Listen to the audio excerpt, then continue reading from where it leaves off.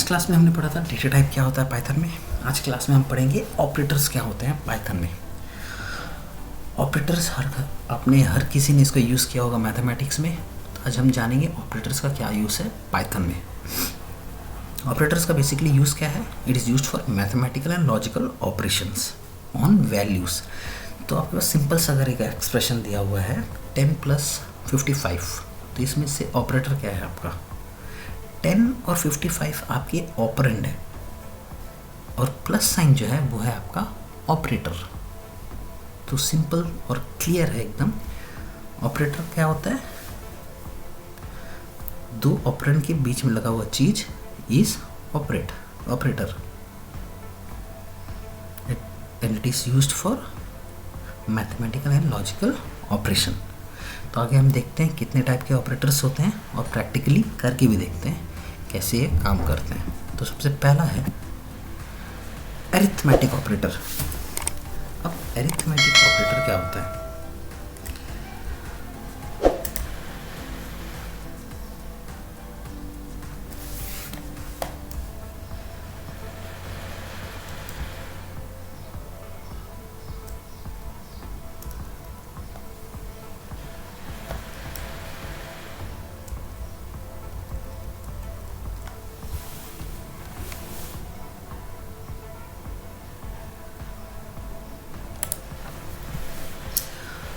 Practical करके देखते हैं हम अरिथमेटिक ऑपरेटर क्या होता है।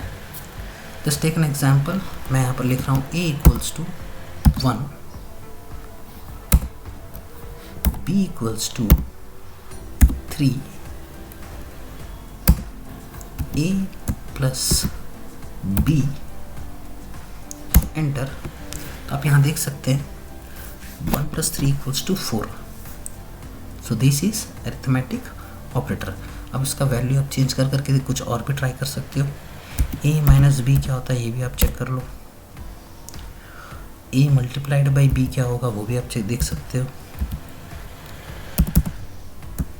a × b आंसर आ गया 3, 1 3 = 3।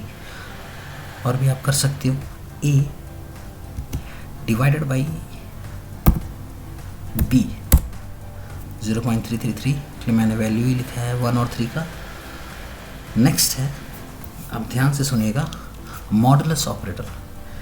मॉडुलस ऑपरेटर दिखता है परसेंटेज साइन की तरह। तो अगर मैं लिखूंगा a मॉडुलस b तो मेरा आंसर है 1। एक्चुअल में मॉडुलस का मतलब होता है रिमाइंडर। रिमाइंडर को बोला जाता है modulus. Next is floor division. अब फ्लोर डिवीजन होता है a फ्लोर डिवीजन b, 2 बार आपको स्लैश लगाना है। ये है फ्लोर डिवीजन का signature, floor division b।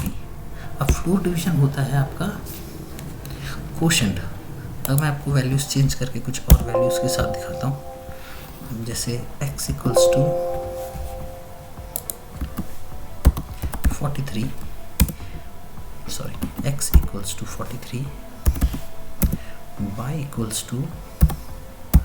22, x floor division y, आपका आंसर आया 1।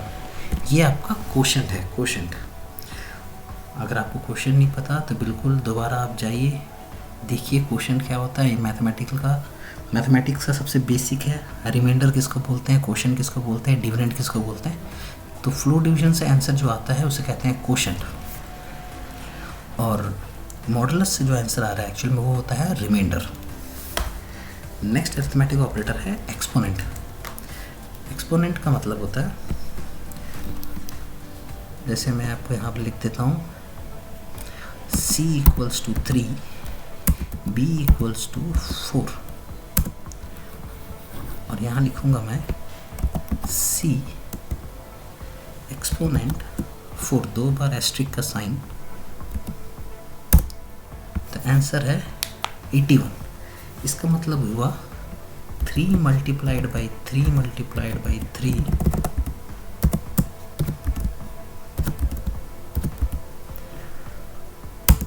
इसका आंसर होता है 81 same.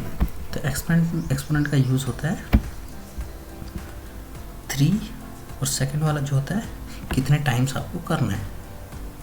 So that is the use of exponent operator. Next operator है assignment operator, relational operator. Relational operator क्या होता है? Equals to, greater than, less than, ये सब काम होते हैं रिलेशनल ऑपरेटर का. तो सबसे पहला हम देखते हैं, हम यहाँ लिख देते हैं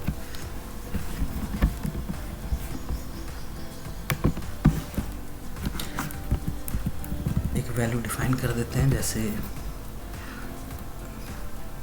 a equals to 12, b equals to 11. अब हम इसको रिलेशनल ऑपरेटर यूज़ करके देखते हैं क्या हमारा a is equals to b. Python में या किसी भी प्रोग्रामिंग लैंग्वेज में हम कंपेयर जब भी करते हैं तो we will use equals to sign twice. Equals to sign को हम 2 बार यूज़ करेंगे.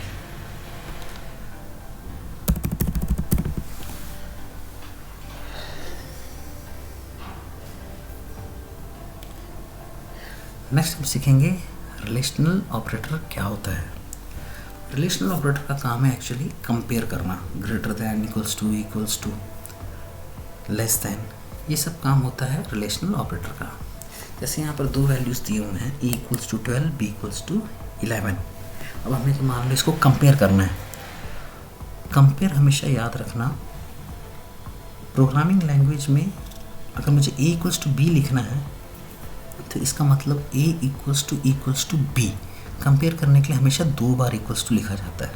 तो मैं यहाँ लिखूँगा a equals to b, enter. तो ये बता रहा है false, but 12 is not equals to 11.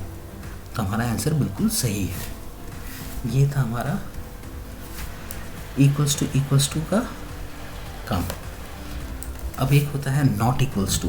अगर मैं यहाँ लिखूँगा a is not equals to b, बिल्कुल सही, आंसर बिल्कुल सही है. 11 is not equals to 12. Next is greater than sign. a is greater than b, answer है true.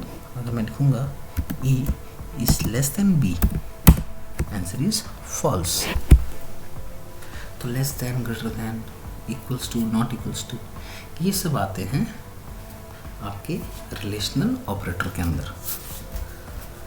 Next type of operator जो है वो है असाइनमेंट ऑपरेटर. अगर आपको एक वैल्यू को दूसरे वैल्यू में असाइन करना है तो वहाँ हम यूज़ करेंगे असाइनमेंट ऑपरेटर. जैसे अगर मैं लिखूँगा a इक्वल्स टू 3 और नेक्स्ट लाइन में लिखूँगा b equals to a, enter. और अब मैं लिखूँगा b, एंटर. तो मेरा आंसर आ गया 3. a का वैल्यू मैंने 3 डिफाइन किया है और b का वैल्यू मैंने डिफाइन किया है, जो a का वैल्यू होगा वही b का वैल्यू है. तो you can see a equals to का मैंने यहाँ यूज़ किया है. जब भी a इक्वल्स टू का यूज़ हो रहा है which means it is an assignment operator. मैं वैल्यू असाइन कर रहा हूँ. डबल इक्वल्स टू का साइन है, इसका मतलब मैं वैल्यू को कंपेयर कर रहा हूँ. So this is known as assignment operator.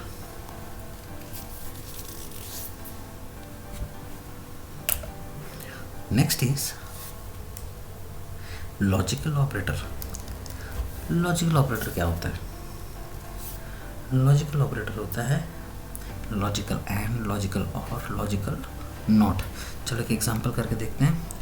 जैसे हमने पहले ही लेके रखा हुआ है a equals to 11, b equals to 12. इस वैल्यूज़ पे काम करते हैं हम. अगर हम यहाँ कंडीशन दिए कि a is equals to 10 and b is equals to 12, तो हमारा आंसर आया फॉल्स। अब देखो e is equals to 10, condition हमारे यहाँ फॉल्स हो गया है।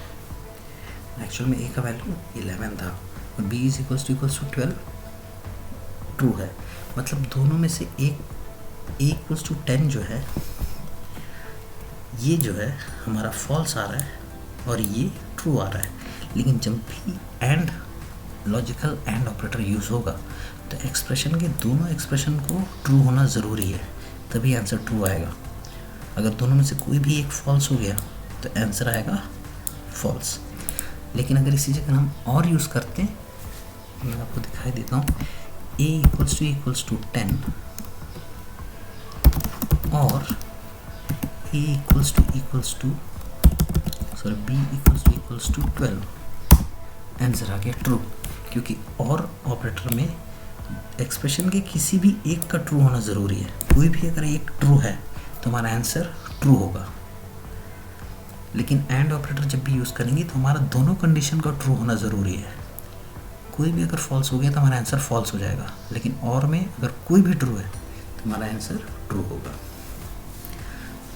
और लास्ट लॉजिकल ऑपरेटर है, that is known as not logical. Simple सा ये भी, आपको लिखना बस इतना है, नॉट, मैंने लिख दिया a इक्वल्स टू इसका क्या वैल्यू डालूँ मैं, लिख दिया 20, तो आंसर आ गया ट्रू। मैंने लिखा कि a का वैल्यू 20 नहीं है, आंसर है ट्रू। आंसर बिल्कुल सही है क्योंकि a का वैल्यू 11 है, 20 नहीं है। So I have mentioned not operator.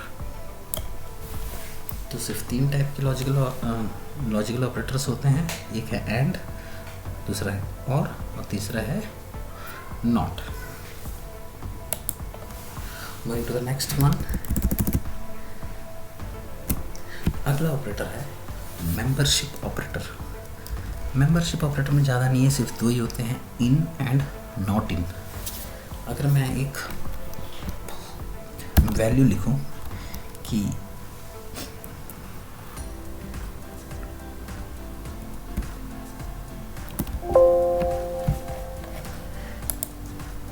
a equals to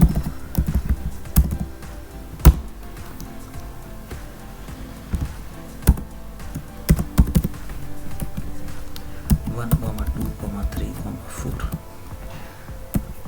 आप देख सकते हैं मैंने लिखा हुआ a के अंदर 4 वैल्यूज 1 2 3 4। अब मैं अगर लिखूं कि 2 इन a, आंसर आ गया ट्रू। मैंने बोला यहाँ पर कि क्या, मैंने लिखा है कि लिस्ट में 2 इज प्रेजेंट, तो इसने कहा ट्रू। तो मैं यहाँ लिखूँगा 5 इन ए, तो आंसर आएगा फॉल्स, क्योंकि हमारे उस सीक्वेंस में 5 है ही नहीं। तो यहाँ जो इन है वो हमारा मेंबरशिप ऑपरेटर है। और एक होता है नॉट इन। अगर मैं लिखूँगा 2 not in A, 2 not in ए, तो आंसर आ गया फॉल्स। मैंने बोला कि 2 नहीं है लिस्ट में, लेकिन ये गलत स्टेटमेंट है। 2 है हमारे लिस्ट में। अगर मैं लिखूँगा 5 नॉट इन ए, तो ये बिल्कुल ट्रू है, 5 नहीं है लिस्ट में। सो बेसिकली 2 ही टाइप के होते हैं यहाँ पर, इन एंड नॉट इन। तो ये था ऑपरेटर्स इन पाइथन। उम्मीद करता हूँ आप लोगों को समझ में आया। अगर कोई भी डाउट हो तो you can ask me in comment section, मैं उसका जवाब ज़रूर दूंगा। जाने से पहले वीडियो को लाइक और सब्सक्राइब करना बिल्कुल ना भूलिएगा। Thank you for watching this video.